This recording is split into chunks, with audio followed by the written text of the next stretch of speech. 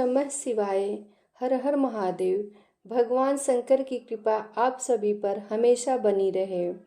आइए सुनते हैं शिव पुराण की कथा।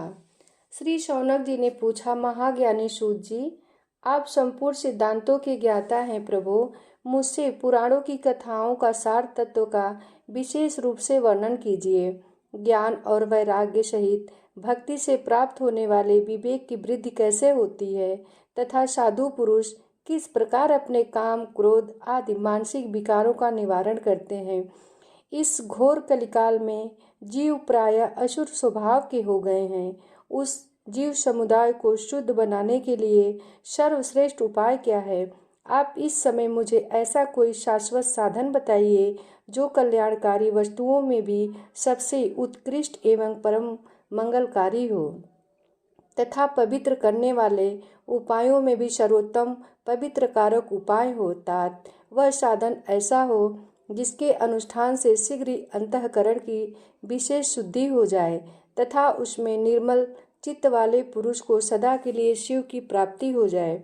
श्री सूत जी ने कहा, मुनि श्रेष्ठ शौनक, तुम धन्य हो, क्योंकि तुम्हारे हृदय में पुराण कथा सुनने का विशेष प्रेम एवं लालसा है।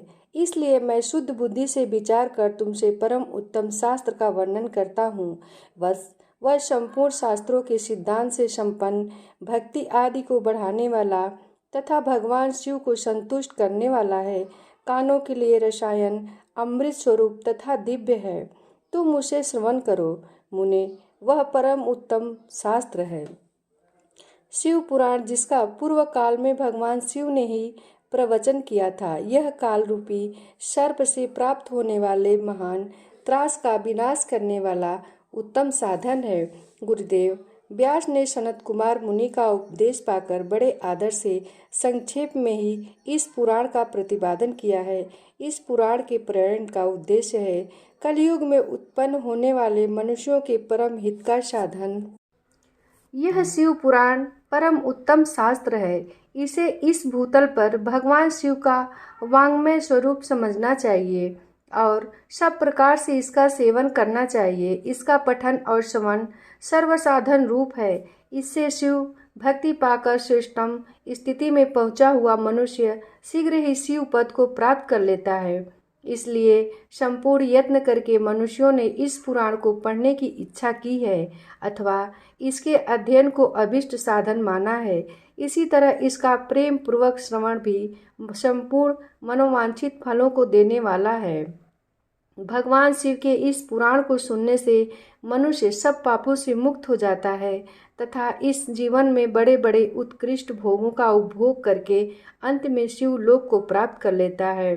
यह शिव पुराण नामक ग्रंथ 24,000 श्लोकों से युक्त है। इसकी 7 संहिताएं हैं।